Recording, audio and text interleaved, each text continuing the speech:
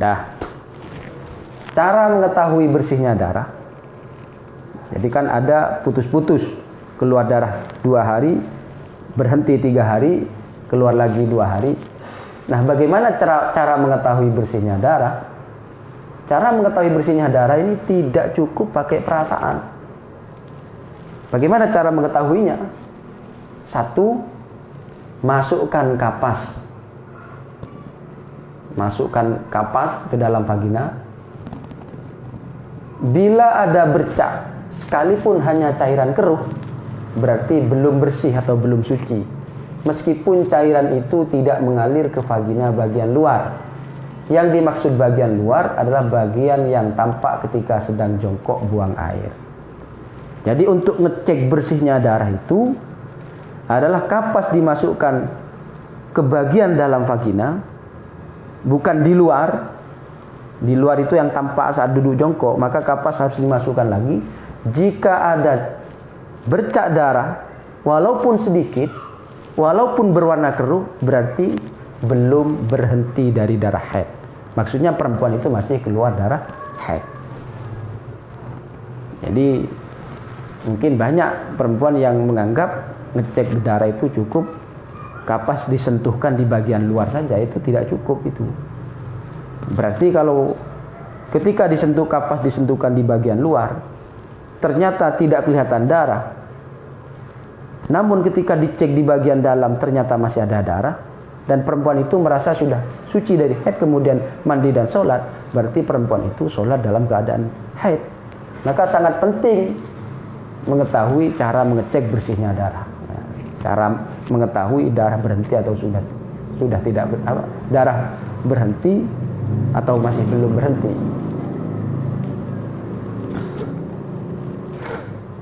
Kapan sebaiknya melihat keadaan darah? Darah dicek itu kapan sebaiknya? 1, menjelang tidur malam. Ketika sudah masa-masa mau suci, maka setiap mau tidur darahnya dicek. Maksudnya memastikan apakah ketika dia tidur dalam keadaan haid atau sudah suci. Jadi misalkan ketika mau tidur dicek masih haid, berarti dia memastikan tidurnya dalam keadaan haid. Misalkan ketika bangun sudah suci, nah kita sudah mengetahui bahwa tidurnya dalam keadaan haid, bangunnya sudah suci. Karena sucinya itu kemungkinan di tengah-tengah tidur, dan itu tidak ada hukumnya. Jadi hukumnya ketika bangun itu sudah suci berarti. Kalau ketika menjelang tidur tidak dicek, tidak diketahui, diceknya ketika bangun kan nggak ketemu. Apakah sucinya sebelum tidur atau sudah tidur? Nah ini merepotkan sendiri jadinya. Yang kedua, setiap akhir waktu sholat. Kenapa? Karena begini, sholat yang ditinggalkan karena haid itu tidak usah diqadha. Ada yang mengharamkan, bahkan ada yang makruhkan, bahkan ada yang mengharamkan. Cuma ada beberapa sholat yang mesti diperhatikan bagi seorang perempuan yang haid. Yang pertama berkaitan dengan datangnya darah. Maksudnya bagaimana? Kalau ada perempuan haid sudah masuk waktu sholat, dia belum sempat sholat, antara masuknya waktu sampai keluarnya darah itu, jika digunakan sholat cukup, maka sholat ini nanti ketika suci harus diqadha. Contoh, ada seorang perempuan, contoh zuhur jam 12 istiwa pas, jam 12:04 keluar darah haid, dia belum sholat. 1/4 ini dibuat sholat zuhur sangat cukup. Maka nanti ketika suci dari haid, zuhur ini wajib diqadha. Maka penting bagi perempuan mengingat atau mencatat kapan datangnya darah haid.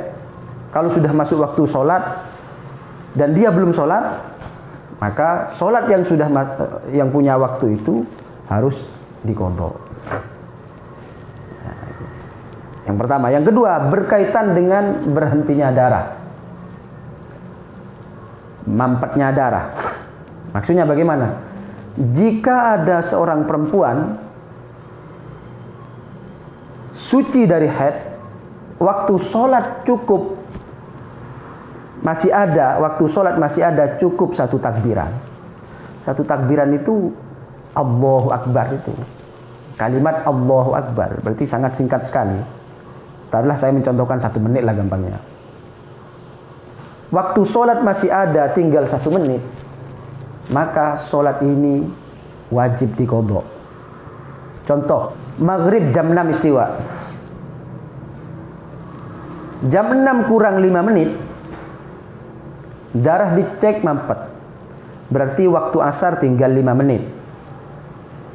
Darahnya dicek pakai kapas, dilihat ke dalam, ternyata sudah bersih. Berarti dia suci dari haid. Waktu asar tinggal 5 menit. 5 menit sangat cukup dibuat takbiran. Tapi untuk dibuat bersih suci, untuk mandi dan sholat tidak cukup. Maka sholat asar ini wajib diqadha. Ini kaitannya pentingnya ngecek darah setiap akhir waktu sholat. Maka bagi wanita yang sudah waktunya suci, setiap akhir waktu sholat darahnya dicek. Kenapa? Kaitannya, apakah darah sudah suci, waktu sholat masih ada atau tidak. Itu pentingnya. Jika waktu sholat masih ada cukup 1 takbiran, maka sholat ini wajib diqadha. Begitu pula sholat sebelumnya yang bisa dijamak. Sholat yang bisa dijamak itu adalah zuhur dengan asar, maghrib dengan isya. Ini yang penting diperhatikan. Jika mampet di waktu asar, maka zuhur wajib diqadha. Jika mampet di waktu isya, maka maghrib wajib diqadha. Ingat 2 waktu ini, jika mampet di waktu asar, zuhur wajib diqadha. Jika mampet di waktu isya, maghrib wajib diqadha. Asarnya apa diqadha? Dilihat, jika waktu sudah mepet, tinggal sedikit, asar juga diqadha. Karena mau sholat waktu itu tidak mungkin. Jika mampetnya di waktu asar, waktu masih panjang, tidak diqadha. Kenapa? Karena wajib segera sholat, segera mandi dan segera sholat di waktu itu. Jadi misalkan mampet jam 5 istiwa, waktu asar masih tinggal 1 jam, maka segera mandi, segera sholat. Tidak usah diqadha, karena waktu masih panjang. Zuhurnya diqadha. Jika mampetnya waktu asar tinggal sedikit waktu asar, nah ini asar diqadha, juga zuhur diqadha. Jadi penting diperhatikan bagi wanita jika mampet di 2 waktu ini, waktu asar dan waktu isya. Selain itu, tidak ada sholat sebelumnya yang diqadha. Contoh, mampet di waktu zuhur, subuh tidak usah. Mampet di waktu subuh, isya tidak usah. Mampet di waktu maghrib, asar tidak usah. Nah, ini berkaitan dengan pentingnya ngecek keadaan darah setiap akhir waktu sholat.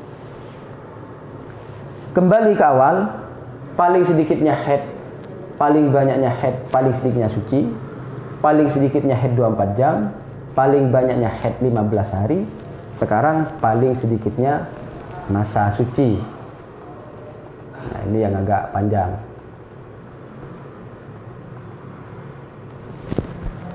Paling sedikitnya masa suci yang memisah antara satu darah haid dengan darah yang lain adalah 15 hari 15 malam secara terus-menerus. Sedangkan maksimalnya tidak ada batasan tertentu. Jadi maksudnya keluar darah haid, berhenti, keluar darah haid lagi. Haid ini dikatakan haid baru, sucinya minimal 15 hari, tidak boleh kurang. Maksimalnya tidak ada batas. Nah, masalahnya sekarang, jika sucinya tidak sampai 15 hari, maka bagaimana?